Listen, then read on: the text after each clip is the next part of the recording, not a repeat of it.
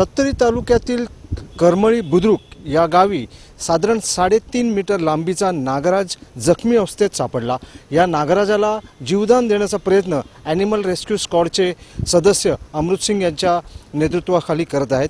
हा नागराज कोणत्या परिस्थितीत सापडला, कसा सापडला याच्याबद्दल आम्ही अधिक माहिती जाणून घेणार आहोत अमृतसिंग यांच्याकडे। अमृतसिंग, आम्हाला सांगा की हा नागराज जो तुम्ही इथे आणलेला आहात, काय परिस्थिती होती त्याची आणि कसा सापडला आणि कोणी सर्वप्रथम पाहिला त्याला? गावामध्ये हा साप जो आहे जखमी अवस्थेत रस्त्याच्या बाजूला काही लोकांना सापडला, दिसला तो। आणि त्याच्यानंतर तिकडचा आमचा जो ॲनिमल रेस्क्यूचा कार्यकर्ता आहे वाळपईला, प्रदीप गावंढळकर, त्यांनी कॉन्टॅक्ट केला आणि तो ताबडतोब जाऊन त्या जागेवर जे करमळी आहे तिथं पोचला आणि बघितलं की त्याला इंजरीज आहेत। त्याने त्याला हाताळण्याचा प्रयत्न केला, त्याला पकडला, पण बॅगिंग करायचा प्रयत्न केला, पण तो घायाळ असल्यामुळे त्याला ते बॅगिंग करता आलं नाही। तर त्याच्यानंतर त्याने मला कॉन्टॅक्ट केला आणि नंतर माझ्याबरोबर आमचे तन्मय नाईक जे आमचे स्क्वॉडचे मेंबर आहेत त्यांना घेऊन मी त्या जागेवर पोचलो। तर त्याला नंतर आम्ही त्याला रेस्क्यू केला। काय परिस्थिती होती जेव्हा तुम्ही जागेवरती पोचलात, त्या नागराजाकडे पोचला, तेव्हा त्या नागराजाची परिस्थिती काय होती? कारण जखमी अवस्थेमुळे त्याला त्रास झालेला होता आणि तरी पण तो त्यावेळेला भरपूर ॲग्रेसिव्ह असतो। कारण जेव्हा कुठलाही प्राणी किंवा साप असू दे, जेव्हा घायाळ असतो तेव्हा त्याला पकडणं म्हणजे एकदम त्रासदायक, दुःखदायक असतं आणि आपल्याला पण आणि त्याला पण त्रास होऊ नये याचं आपण काळजी घ्यावी लागते। तर अशा वेळेस याच्यामध्ये त्याला हँडलिंग करून त्याला बॅगिंग केलं आणि नंतर त्याला ताबडतोब मी DCFला, नॉर्थ DCF जे आहे त्यांना कॉन्टॅक्ट केला आणि त्यांना याबद्दल माहिती दिली। आणि त्यांनी नंतर इथले जे डॉक्टर आहेत मोंडला, जे डॉक्टर जे आहे त्याच्या मदतीने आम्ही मग तिचं आज ऑपरेशन जे आहे त्याचं स्टिचेस वगैरे, जे जखम आहे जवळजवळ मला वाटतं की 4-5 दिवसाची जखम आहे असं तिनं पण म्हटलेलं आहे। आणि धारदार कुठल्या तरी हत्यारानं म्हणजे माणसाने त्याच्यावर वार केला आहे हे आम्हाला आता कळलेलं आहे। तर आता त्याला जे ट्रीटमेंट दिलेलं आहे, आता उद्यापर्यंत त्याचं रिझल्ट जे आहे आपल्याला नक्कीच चांगलं येणार याची आम्ही आशा धरतो।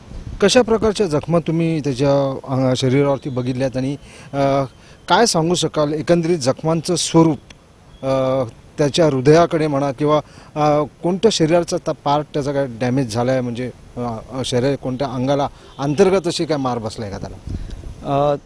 अंतर्गत बाबतीत, हार्टाच्या बाबतीत सांगू शकतो की हार्ट आहे ते त्याचं ठीक आहे। हार्टला जर प्रॉब्लेम झाला असतं त्याचं वाचू शकलं नसतं। हार्टपासून जवळजवळ 1-2 फूटच्या नंतर त्याला इंजरीज आहे आणि तिथं काही मोठे तेवढं पार्ट तसे हे नाही ते इजा होण्यासारखे। साधारण इंटेस्टाईन म्हणा किंवा आतडं, ओके, आतडं वगैरे ठीक आहे, कारण डॉक्टर पण तुम्हाला ते देणार। आणि इंजरी जे आहे ते पुसट म्हणजे स्लाइटली बाजूला कण्याला पण इजा झालेली नाही, म्हणजे साईडला झालेली आहे। मला वाटतं त्या लोकांनी मारतेवेळी त्याला इंजरी जे आहेत मारलेला आहे त्याला पण तो निसटलेला आहे। आणि जंगलामध्ये आणि पूर्ण एव्हरग्रीन जंगल आहे आणि त्याच्यामध्ये एकदा तो घुसल्यानंतर त्यांना तर मिळणे शक्यच नाही, असे जंगल आहे ते। अमृतसिंग, आम्ही जेव्हा इकडे आलो तुमच्याशी बातचीत करण्याच्या थोडा वेळ पहिले आम्ही बघितले की तुम्ही सर्पमित्र इंगळे जे आहेत त्यांच्याशी बातचीत केली आहे, त्याशिवाय इतर निलिम कुमार खैरे आहेत त्यांच्याशी बातचीत केलेली आहे। काय म्हणणं पडलं त्यांचं ह्या तुम्ही त्यांना जी माहिती दिली त्यावरनं त्यांनी काय तुम्हाला अधिक याच्याबद्दल तपशील सांगितलं? कारण ही केस जी आहेत किंग कोब्राच्या बाबतीत ही नवीन केस आहे जी अशी इंजरीमध्ये, कारण ह्याच्यापूर्वी पण आम्ही नॉर्मल कोब्रा जो आहे, कॉमन कोब्रा ज्याला नाग म्हणतो, त्याचं आम्ही ऑपरेशन सेम याच्या पॉजमध्ये केलेलं होतं आणि ते 2003मध्ये, आणि ते सक्सेसफुली त्याला आम्ही रिलीज पण केलं होतं। पण ह्या सिच्युएशनमध्ये किंग कोब्रा आहे आणि ह्याचं टेम्परेचर इथलं आणि आपलं वेस्टर्न घाटचं टेम्परेचरमध्ये फरक असतो। तर ह्यामुळे मला ते कन्फ्युजन होतं की याला कसं काय आपण त्याला हँडल करायचं, तेवढे आपल्याला त्याची माहिती नाही।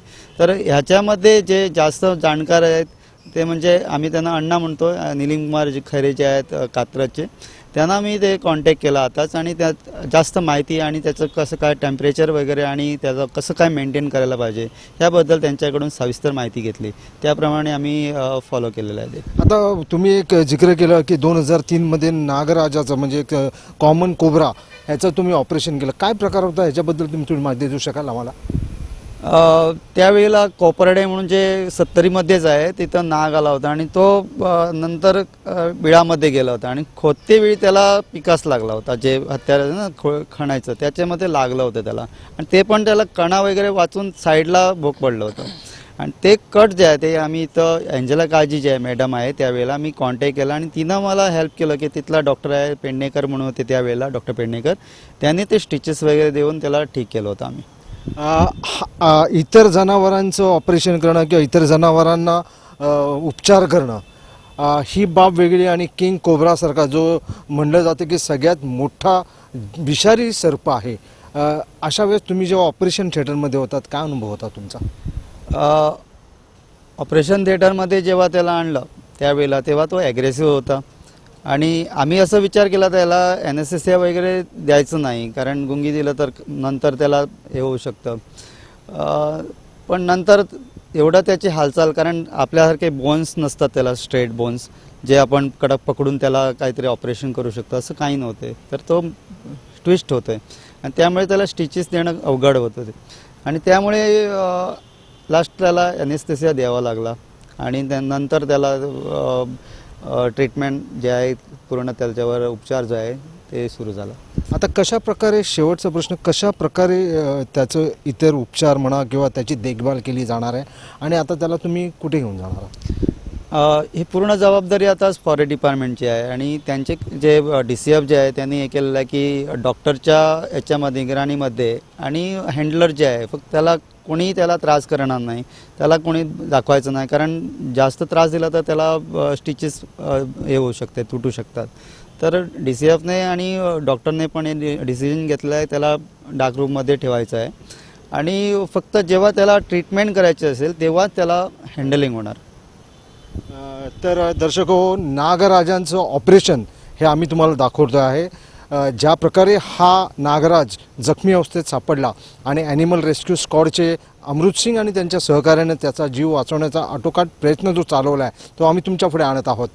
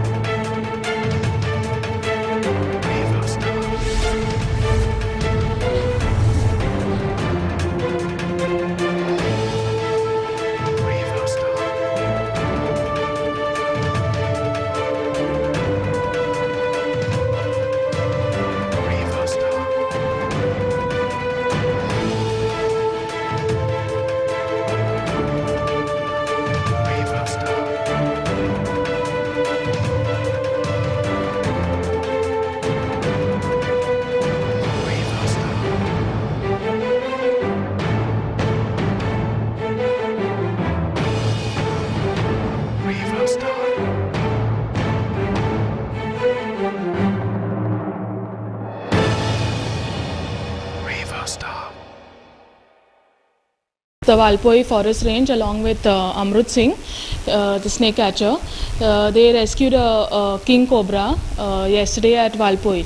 So it had major injuries. So me being the veterinary officer at Bondla Zoo in charge of wildlife. So they asked me to come see it and whatever best that what could be done. So I went there and looking at the wounds, it had 3 major wounds, but looking at the wounds, it looked to be some deliberate action of somebody's with a sharp weapon. So because the wounds were sharp, the edges were sharp, and but they were not very fresh.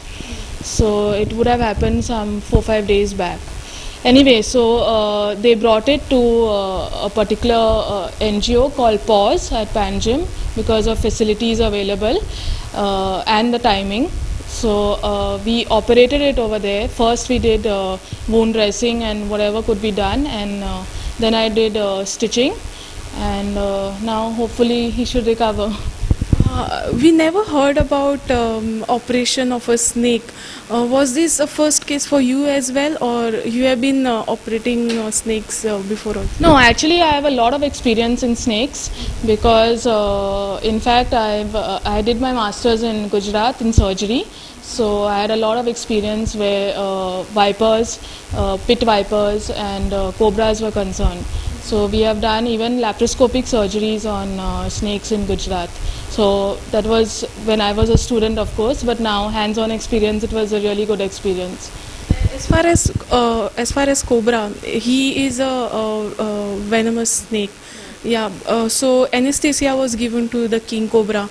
How tough it was for you to operate this particular snake, king cobra? Yeah, so king cobra comes under the Schedule 1 of the Wildlife Protection Act of India.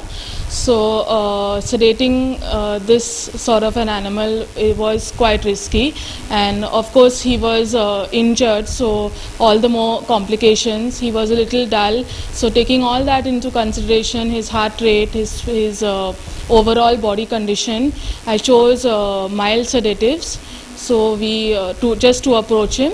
And after that, for major wound dressing and the stitching, I also used a local anesthetic around the wounds. So yeah, it was quite challenging, but it showed good results.